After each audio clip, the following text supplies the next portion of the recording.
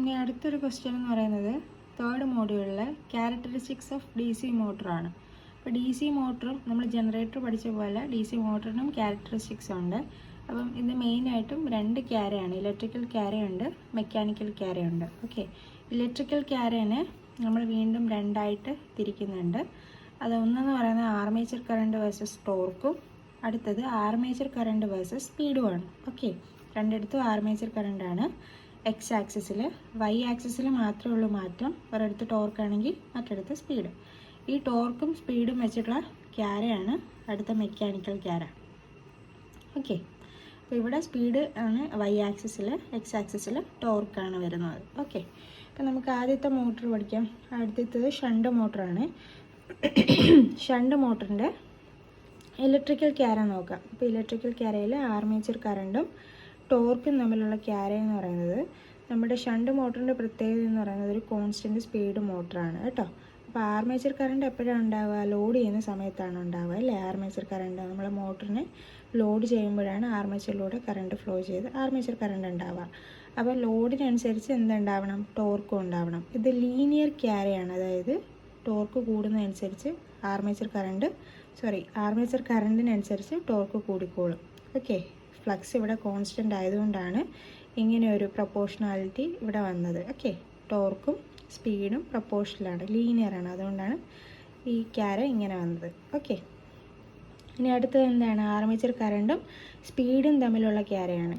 Electrical ക്യാരയിൽ അടുത്തതാണ് armature കറണ്ടും സ്പീഡും. ഞാൻ നേരത്തെ പറഞ്ഞ പോലെ ഫ്ലക്സ് പാരലല്ലേ ഫീൽഡ് ഇരിക്കുന്നത്, അതുകൊണ്ട് തന്നെ ഫ്ലക്സ് എന്ന് പറയുന്നത് ഇവിടെ കോൺസ്റ്റൻ്റ് ആയിരിക്കും. അതുകൊണ്ട് തന്നെ നമുക്ക് പറയാം സ്പീഡ് എന്ന് പറയുന്നത് കോൺസ്റ്റൻ്റ് ആയിരിക്കും. ഓക്കെ, ഇപ്പോൾ സ്പീഡ് കോൺസ്റ്റൻ്റ് ആയിട്ടുള്ള മോട്ടറാണ് ഷണ്ട് മോട്ടർ.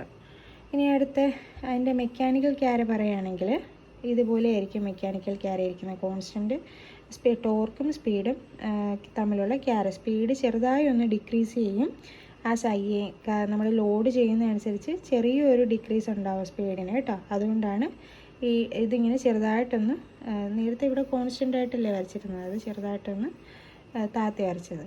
ഓക്കെ, അതാണ് മെക്കാനിക്കൽ ക്യാര. ഇനി അടുത്ത ഡി സി സീരീസ് മോട്ടറാണ്. സീരീസ് മോട്ടർ എന്ന് പറയുമ്പം നമ്മൾ ആദ്യം അതിൻ്റെ ഇലക്ട്രിക്കൽ ക്യാര പറയാം. അതിൻ്റെ ആർമേച്ചർ കറണ്ടും ടോർക്കും തമ്മിലുള്ള ക്യാരയാണ്. അപ്പോൾ ഇതൊരു പരാബോള എന്നാണ് പറയുക. അതായത് ഈ ഗ്രാഫിൻ്റെ സ്ട്രക്ചറിനെ പരാബോള എന്നാണ് പറയുക. ആണെന്ന് വെച്ച് കഴിഞ്ഞാൽ ഇവിടെ നമ്മളെങ്ങനെയാണ് സീരീസ് ഫീൽഡും ആർമേച്ചറും എല്ലാം സീരീസ് ആണ് അല്ലേ. അപ്പോൾ നമ്മൾ ആർമേച്ചറിലൂടെ ഒഴുകുന്ന ആ കറണ്ട് തന്നെയാണ് ഫീൽഡിലൂടെ ഒഴുകുന്നത്. അപ്പോൾ ആ ഫ്ലക്സ് എന്ന് പറയുന്നത്, അവിടുത്തെ ഫ്ലക്സ് എന്ന് പറയുന്നത് എന്തിന് പ്രപ്പോർഷണൽ? ആർമേച്ചർ കറണ്ടിന് പ്രപ്പോർഷണലാണ്. അതുകൊണ്ട് നമുക്ക് ടോർക്ക് പ്രപ്പോർഷണൽ ടു IA² ആണ്. അതായത് ആർമേച്ചർ കറണ്ട് സ്ക്വയറിനാണ് ടോർക്ക് പ്രപ്പോർഷണലായിട്ട് വരിക. അതുകൊണ്ട് അതൊരു പരാബോള പോലെയാണ് ആ ഗ്രാഫ് ഇരിക്കുക. ഓക്കെ, ഇനി അതിൻ്റെ സ്പീഡും കറണ്ടും തമ്മിലുള്ള ക്യാര പറയുകയാണെങ്കിൽ ഇതിൻ്റെ ആർമേച്ചർ കറണ്ട് കുറവായിരിക്കുന്ന സമയത്ത് സ്പീഡ് ഭയങ്കര കൂടുതലായിരിക്കും. ആർമേച്ചർ കറണ്ട് കൂടി വരുന്നതനുസരിച്ച് സ്പീഡ് കുറഞ്ഞു വരും. സോ നമ്മൾ ഒരിക്കലും സീരീസ് മോട്ടറിനെ നോ ലോഡിൽ സ്റ്റാർട്ട് ചെയ്യരുത്. കാരണം എന്താണെന്ന് വെച്ചാൽ നോ ലോഡിൽ, അതായത് ആർമേച്ചർ കറണ്ട് 0 ആയിരിക്കുന്ന സമയത്ത് സ്പീഡ് ഭയങ്കര കൂടുതലായിരിക്കും. അതുകൊണ്ടാണ് അതിനെ നോ ലോഡിൽ സ്റ്റാർട്ട് ചെയ്യരുതെന്ന് പറയുന്നത്. ഇനി മെക്കാനിക്കൽ ക്യാര എന്ന് പറയുന്നത് ടോർക്കും സ്പീഡും തമ്മിലുള്ള ക്യാരയാണ് മെക്കാനിക്കൽ ക്യാര. അതും ഏകദേശം ഈ ക്യാര തന്നെയാണ് ഇവിടെയും കിട്ടുക. ഓക്കെ, സ്പീഡ് ഹൈ ആയിരിക്കുന്ന സമയത്ത് ടോർക്ക് ലോ ആയിരിക്കും, അതേപോലെ തിരിച്ചും സ്പീഡ് ലോ ആയിരിക്കുന്ന സമയത്ത് ടോർക്ക് ഹൈ ആയിരിക്കും. ഓക്കെ, ഇനി കോമ്പൗണ്ട് ജനറേറ്ററിൻ്റെ ക്യാര ചോദിച്ചു കഴിഞ്ഞാൽ ഇത് വരയ്ക്കുക. ഇതിനകത്ത് രണ്ട് നമ്മൾ ഇലക്ട്രിക്കൽ ക്യാര മാത്രമേ പറയുന്നുള്ളൂ. സ്പീഡും ആർമേച്ചർ കറണ്ടും ടോർക്കും ആർമേച്ചർ കറണ്ടും തമ്മിലുള്ള റിലേഷൻ അല്ല നമുക്കറിയാം. ഷണ്ട് മോട്ടറിന് കോൺസ്റ്റൻറ്റ് സ്പീഡ് ആയതുകൊണ്ട് ആദ്യം അത് വരയ്ക്കുക. അത് റെഫറൻസ് ആക്കി വെച്ചുകൊണ്ട് ക്യുമുലേറ്റീവും ഡിഫറൻഷ്യലും നമുക്ക് പറയാൻ പറ്റും. അതിന് മുകളിൽ വരുന്ന ഗ്രാഫാണ് ക്യുമുലേറ്റീവ്, ഡിഫറൻഷ്യൽ ആണെങ്കിൽ അതിന് താഴെ ആയിരിക്കും. അതേപോലെ ഇവിടെ അതേപോലെ ടോർക്ക് കറണ്ട് ക്യാരയിൽ ഷണ്ട് മോട്ടറിൻ്റെത് ലീനിയർ ക്യാരയാണ്. ഓക്കെ, അതിന് ജസ്റ്റ് ഒന്ന് മുകളിലായിട്ടാണ് ഡിഫറൻഷ്യൽ, താഴെയായിട്ടാണ് ക്യുമുലേറ്റീവ്. ഇതിന് നേരെ ഓപ്പോസിറ്റ് കേട്ടോ ഇവിടെ. ഓക്കെ, അത്രയേ ഉള്ളൂ ക്യാരക്ടറിസ്റ്റിക്സ് ഓഫ് DC മോട്ടോഴ്സ്.